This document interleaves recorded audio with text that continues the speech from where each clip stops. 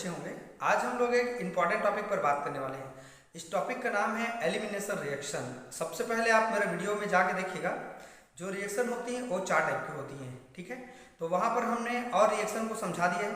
आज हम लोग पर्सनली बात करेंगे, जो कि यहाँ पर बोर्ड में दिखाई भी दे रहा होगा, आप देख सकते हैं। इसका नाम है विलोपन अभिक्रिया।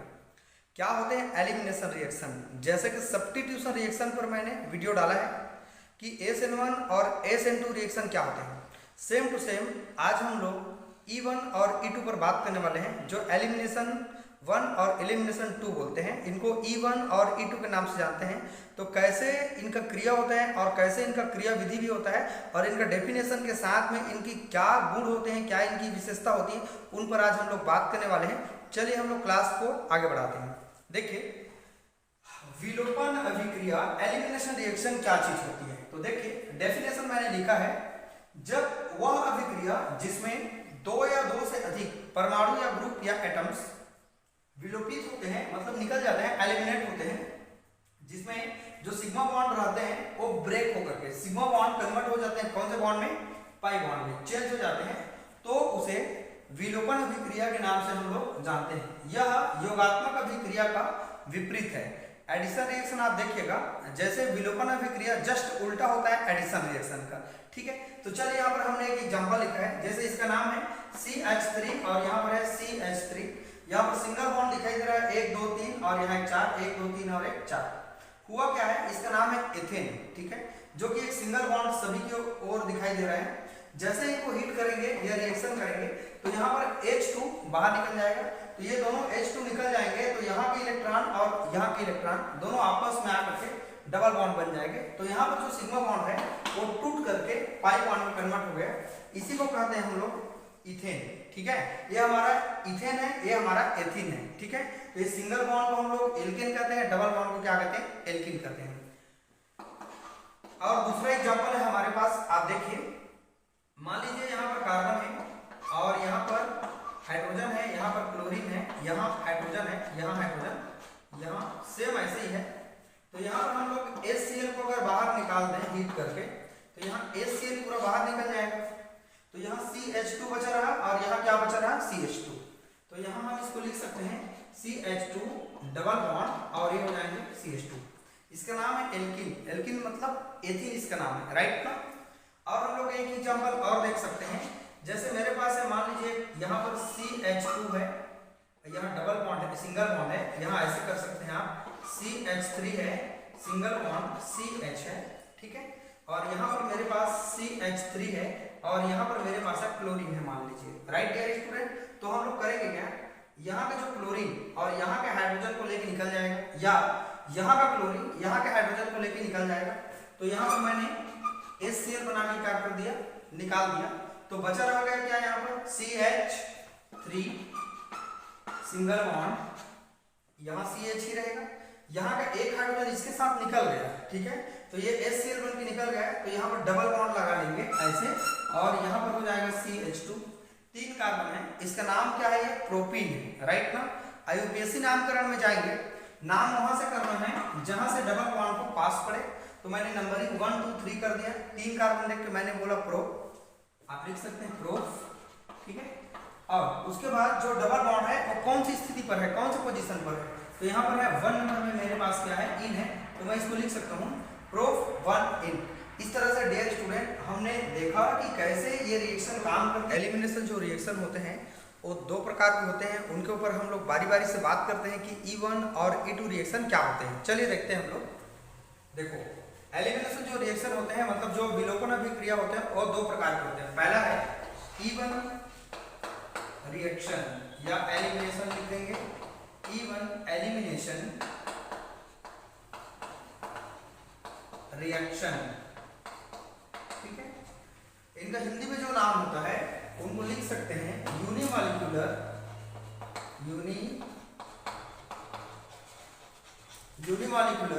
Elimination reaction.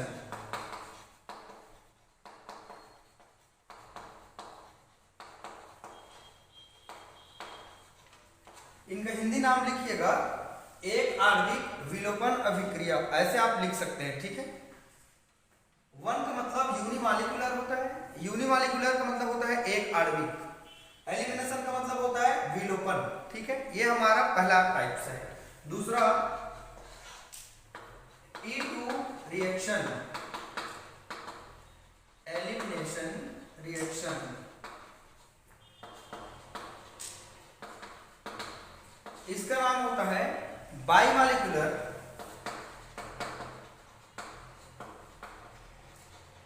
Elimination reaction.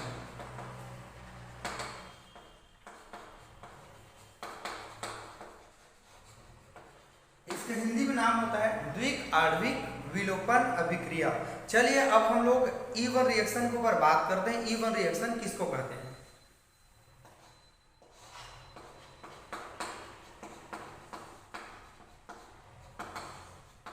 इसमें 2-3 लाइन आप थ्योरी लिख सकते हैं।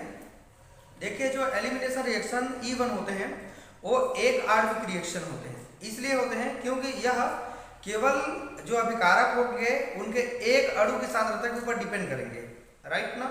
इनमें लेने वाले जो पदार्थ होंगे वो एल्किल हैलाइड हो सकते हैं या 2 डिग्री या 3 डिग्री अल्कोहल हो सकते हैं।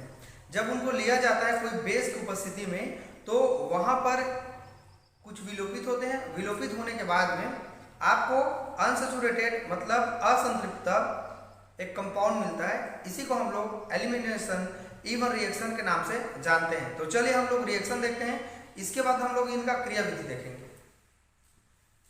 यहां पर है मेरे पास कार्बन है, यहां पर हाइड्रोजन है, यहां पर X है, यहां पर हाइड्रोजन है, यहां पर हाइड्रोजन है और यहां पर हाइड्रोजन। इसका नाम क्या है? CH3 CH2 और X है।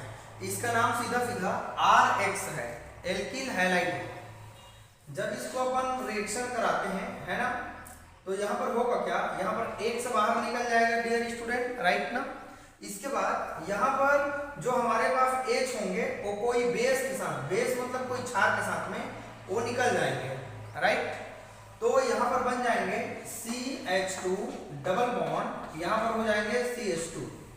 इसका नाम है डियर स्टूडेंट एल्कीन, मतलब इसका नाम है एथीन। एल्कीन क्यों बोला? जब भी डबल बॉन्ड दिखते हैं उनको हम लोग एल्कीन कहते हैं, राइट। और जब नामकरण में जाएंगे तो 2 कार्बन है तो हम उनको बोल सकते हैं एथीन बोल सकते हैं, 3 कार्बन रहेंगे तो प्रोपीन बोल सकते हैं, 4 रहेंगे तो ब्यूटीन बोल सकते हैं। इसका नाम है एथीन। इस तरीके से डियर स्टूडेंट ये इसका E1 रिएक्शन यहां पर दिखाई दे रहा है। हम लोग करते क्या है, जब एल्किल हैलाइड की अभिक्रिया किसी बेस से करवाते हैं तो वहां पर बेस हाइड्रोजन को लेकर चला जाता है। उसके बाद में जो हैलाइड होता है वह भी निकल जाता है और यह एक आणविक अभिक्रिया होती है जो कि 2 स्टेप में कंप्लीट होती है। तो इसको हमने देखा कि किस तरीके से बॉन्ड फॉर्म हो रहे हैं, राइट ना। तो इनको हम लोग लिख सकते हैं कि यह एक आणविक अभिक्रिया होती है, 2 पद में कंप्लीट होती है, राइट। तो इस अभिक्रिया में क्या बनते हैं? एक डबल बॉन्ड वाला कंपाउंड बनते हैं, इसका नाम है एथीन, राइट। ठीक है, चलिए अब हम लोग इनकी क्रियाविधि के ऊपर बात करते हैं, मैकेनिज्म के ऊपर बात करते हैं। डियर स्टूडेंट, इसका मैकेनिज्म बहुत ही बेहतरीन है। इसके मैकेनिज्म को देखने के पहले आप इनके रेट को देख लीजिए कि इसका कैसा रेट होता है। देखिए यहां पर मैं लिखता हूं रेट। यहां पर जो एल्किल हमारे पास हाइलाइट है उनके कॉन्सेंट्रेशन के ऊपर डिपेंड करती है। ये जो अभिक्रिया होती है ये केवल एल्किल हैलाइड की सांद्रता के ऊपर डिपेंड करती है, ना कि क्षार की सांद्रता के ऊपर डिपेंड नहीं करती है। इसीलिए इनको एक आणविक अभिक्रिया के नाम से हम लोग जानते हैं, राइट। इसको और लिख सकते हैं रेट इक्वल टू RX, इस तरीके से हम लिख सकते हैं, right. This reaction depend on the only alkyl halide their concentration. Alkyl halide के कॉन्सेंट्रेशन के ऊपर ये डिपेंड करती है, राइट। इसीलिए इनको एक आणविक कहते हैं। चलिए इनका क्रियाविधि के ऊपर हम लोग बात करते हैं। बहुत अच्छा, आप वीडियो के लास्ट तक बने रहिएगा। यह 2 पद में कंप्लीट होता है, 2 पद में पूर्ण होता है। पहला पद में कार्बोकेटाइन का फॉर्मेशन होता है और जो स्टेप होगा धीरे से होगा। तो चलिए कैसे होते हैं। पहला स्टेप, इसमें कार्बोकेटाइन मिलते हैं,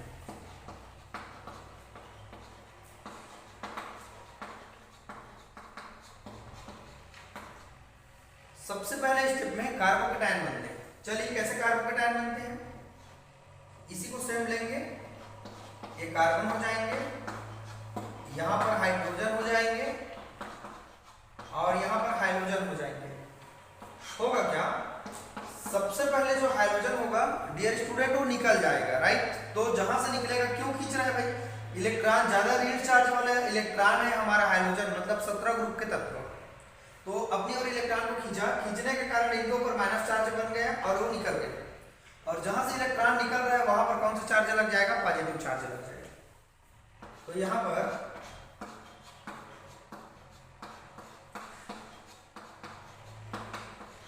पर पॉजिटिव चार्ज लगते हैं। जब कार्बन पर पॉजिटिव चार्ज लगते हैं तो उनको कार्बोकेटायन कहते हैं। ये स्लो रिएक्शन होती है, इसका नाम है कार्बोकेटायन। बाहर कौन निकला मेरा, X माइनस आयन निकल गया, ये पहला स्टेप। स्टेप नंबर अगर हम लोग दूसरा का बात करें तो जो हमारे पास कार्बोकेटायन बने हुए हैं उस पर कोई अटैक करेगा, कोई बेस, और अटैक करने के बाद वहां से एक हाइड्रोजन को क्या कर लेगा, निकाल लेगा। तो चलिए कैसे निकालते हैं देखते हैं जरा। ये हमारे पास सेम टू सेम बना हुआ कंपाउंड है, ये कार्बोकेटायन जो कि एक इंटरमीडिएट है, इसकी ऊर्जा बहुत ज्यादा होती है। जब भी कोई कार्बोकेटायन बनती है या कार्बाइन आयन बनती है, फ्री रेडिकल बनते हैं, तो उनकी ऊर्जा बहुत ज्यादा होती है। और ऊर्जा तो ज्यादा है लेकिन स्थायी वो नहीं होते, तो स्थायी होने के लिए वो मेन प्रोडक्ट बनाना चाहते हैं। तो चलिए यहाँ पर कोई बेस आया, बेस का मतलब कोई क्षार आया जो लोन पेयर ऑफ इलेक्ट्रॉन रखते हैं, ठीक है। तो ये क्या करेगा, एक हाइड्रोजन को यहाँ से लेके चला जाएगा और लेके चले जाने के बाद ये BH बन के निकल जाएगा, राइट ना। इसके बाद बचा क्या, CH2 और यहाँ CH2, तो यहाँ पर डबल बॉन्ड बन जाएंगे, CH2 डबल बॉन्ड CH2, इसका नाम है हमारे पास एथीन। इस तरह से डियर स्टूडेंट ये हमारा जो क्रिया विधि है इवन रिएक्शन की, ये कंप्लीट होती है। आप चाहे तो एक बार देख सकते हैं, जब कोई एल्किल हैलाइड की रिएक्शन बेस से करवाते हैं तो हाइड्रोजन भी बाहर निकल जाते हैं और BH बनते हैं, और इसमें एक एथिन कंपाउंड बनते हैं या एक अनसैचुरेटेड कंपाउंड बनते हैं, जिनकी जो रेट होती है वो केवल एल्किल हैलाइड के कॉन्सेंट्रेशन के ऊपर डिपेंड करती है, ना कि बेस के कॉन्सेंट्रेशन के ऊपर डिपेंड नहीं करती। तो उनको हम लोग इवन रिएक्शन कहेंगे। ज्यादा थ्योरी भी अगर नहीं लिखेंगे कोई दिक्कत नहीं होगा, लेकिन आपको इतना शो करना पड़ेगा रिएक्शन को। मैकेनिज्म क्या है, दो स्टेप में कंप्लीट होती है। पहला स्टेप में कार्बोकेटायन बनते हैं। कैसे बनते हैं, यहाँ पे जो ऋण चार्ज वाला एटम इलेक्ट्रॉन को खींचेगा और वो निकल जाएगा चुपचाप, यहाँ पर लग जाएगा पॉजिटिव चार्ज। ये हमारे जो कार्बोकेटायन है इनको यहाँ रखेंगे, उनके बाद कोई बेस आएगा। अब बेस आने के बाद एक हाइड्रोजन को लेकर चला जाएगा, ये BH बन के निकल जाएगा डियर स्टूडेंट। उसके बाद ये हो जाएगा हमारा एथीन, राइट। इस तरीके से ये हमारा इवन रिएक्शन कंप्लीट होते हैं, राइट ना। अगर हम लोग इनकी विशेषता का बात करें तो इनके 2-3 पॉइंट आप इनकी विशेषता लिख सकते हैं। पहला विशेषता ये है कि जो हमारे पास इवन रिएक्शन होती है ये एक स्टेप में 2 स्टेप में कंप्लीट होती है, ठीक है। ये जो अभिक्रिया होती है ये पहले लिखेंगे, ये 2 स्टेप में कंप्लीट होती है, पहला विशेषता। दूसरा जो इनकी विशेषता है ये एक आणविक अभिक्रिया होती है, मतलब इसमें केवल एक ही अभिकारक के जो अणु होगा उनके कॉन्सेंट्रेशन के ऊपर डिपेंड करती है। 2, तीसरा बात यह है कि इनमें कार्बोकेटायन का निर्माण होता है, कार्बोकेटायन का क्या होता है, फॉर्मेशन होता है। 3 स्टेप। चौथा जो स्टेप है आप लिख सकते हैं कि जो ऋण चार्ज वाला जो एटम है वो इलेक्ट्रॉन को विभाजन क्षमता क्या होती है, जितनी हमारे पास यहाँ पर आर्डर में हम लिख सकते हैं चाहेंगे तो। इस तरह से यहाँ ऋण चार्ज वाला जो एटम होगा इलेक्ट्रॉन को अपनी ओर क्या करने लगते हैं, शिफ्ट करने लगते हैं। इस तरीके से डियर स्टूडेंट आज हमने ये E2 इवन रिएक्शन पर बात किया। इसके बाद अब हम लोग E2 रिएक्शन की ओर आगे बढ़ते हैं। स्टूडेंट अब हम लोग E2 रिएक्शन की ओर आगे बढ़ते हैं कि E2 रिएक्शन क्या होते हैं और इनकी क्रियाविधि क्या होते हैं, इनका रेट डिटरमाइनिंग स्टेप क्या होती है। देखिए E2 रिएक्शन यह विलोपन अभिक्रिया द्विआण्विक होते हैं। वो वाला पहले वाला क्या था, एक आणविक था, ये द्विआण्विक होगा, उनका उल्टा है, राइट ना। जिसमें दर निर्धारण पद में 2 अणु की सांद्रता चेंज होती है, मतलब यह जो अणु होगा उनके दोनों अणु की सांद्रता के ऊपर डिपेंड करेंगे। एक तो एल्किल हैलाइड के ऊपर भी डिपेंड करेंगे और दूसरी बात है जो क्षार होंगे उनकी सांद्रता के ऊपर डिपेंड करेंगे। यही दोनों में अंतर है। जब एल्किल हैलाइड की क्रिया किसी क्षार मतलब C2H5O माइनस आयन के साथ कराने पर विलोपन अभिक्रिया होती है तथा एक अनसैचुरेटेड मतलब असंतृप्त अणु का निर्माण होता है, यह अभिक्रिया एक पद में होता है, तब इसको हम लोग E2 रिएक्शन के नाम से जानते हैं। तो चलिए हम लोग इनका रिएक्शन देखते हैं। मान लीजिए मेरे पास R है, CH2 है, फिर यहाँ पर CH2 है और यहाँ पर लगे हुए हैं मेरे पास ब्रोमाइड लगे हुए हैं। जैसे डियर स्टूडेंट हम लोग कोई बेस के साथ रिएक्शन करवाते हैं क्षार के साथ, तो यहाँ का ब्रोमीन निकल जाएगा और यहाँ के हाइड्रोजन को ले करके ये वाला C2H5OH बन के निकल जाएगा। तो यहाँ बनेगा क्या, प्रोडक्ट में RCH यहाँ देख सकते हैं, और यहाँ पर डबल बॉन्ड बन जाएंगे, यहाँ पर CH2 हो जाएंगे। बाहर क्या क्या निकला डियर स्टूडेंट, C2H5, यहाँ का एक हाइड्रोजन इसके साथ में ये हो जाएंगे C2H5O के बजाय OH हो जाएगा। अब ब्रोमीन क्या हो जाएगा, बाहर निकल जाएगा। इस तरह से इसका नाम जो होगा एल्कीन बना। इसको हम लोग अनसैचुरेटेड या असंतृप्त अणु कहते हैं, इसको एल्कीन कहते हैं। चलिए अब हम लोग इनके क्रियाविधि की ओर आगे बढ़ते हैं कि इनका मैकेनिज्म क्या होता है।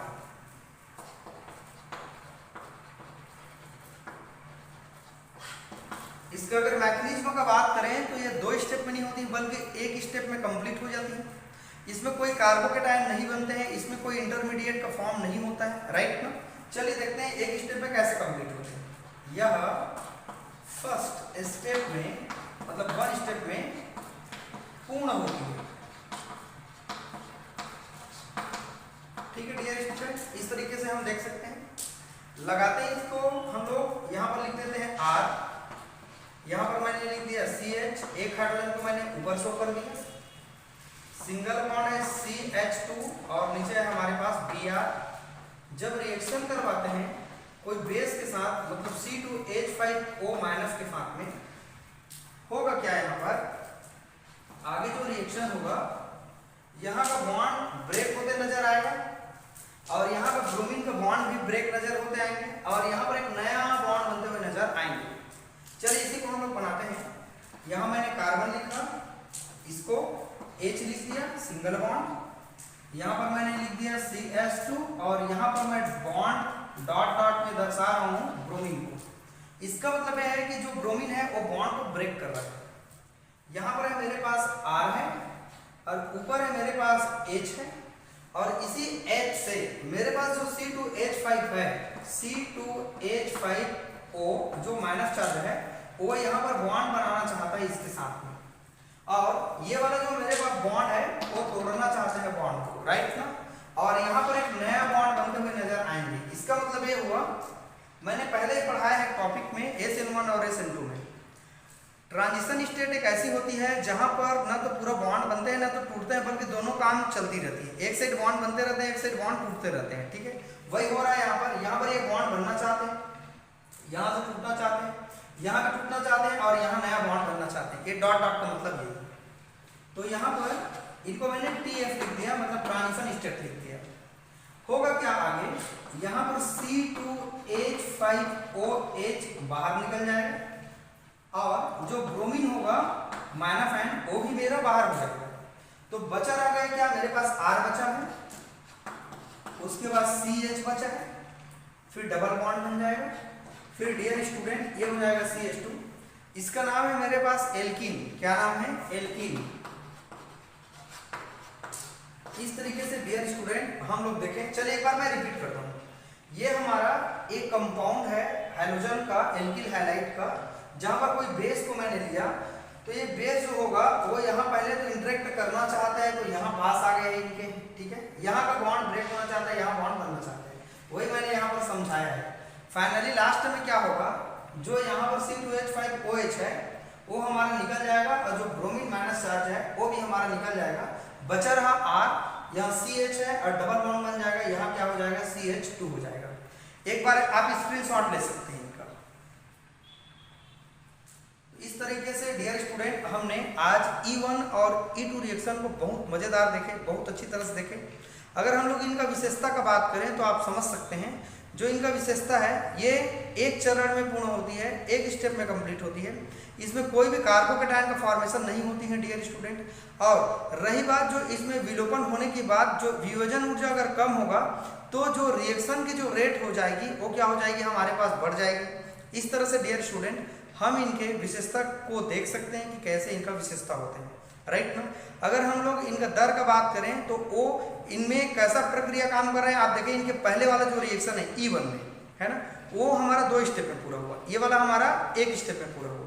रेट डिटरमाइनिंग स्टेप का बात करें तो वो वाला हमारा 1 स्टेप को फॉलो कर रहा था, मतलब फर्स्ट ऑर्डर को फॉलो कर रहा था। ये हमारा सेकंड ऑर्डर को फॉलो कर रहा है। इसका मतलब ये है कि ये सेकंड ऑर्डर को क्या करेगा, फॉलो करेगा। मतलब इसमें एल्किल हैलाइड और बेस दोनों के कॉन्सेंट्रेशन के ऊपर डिपेंड करती है। मतलब इसको हम लोग लिख सकते हैं, यहाँ पर मैं लिख देता हूँ जो इनका रेट है, ठीक है, इनका रेट को भी आप लोग लिख लीजिएगा।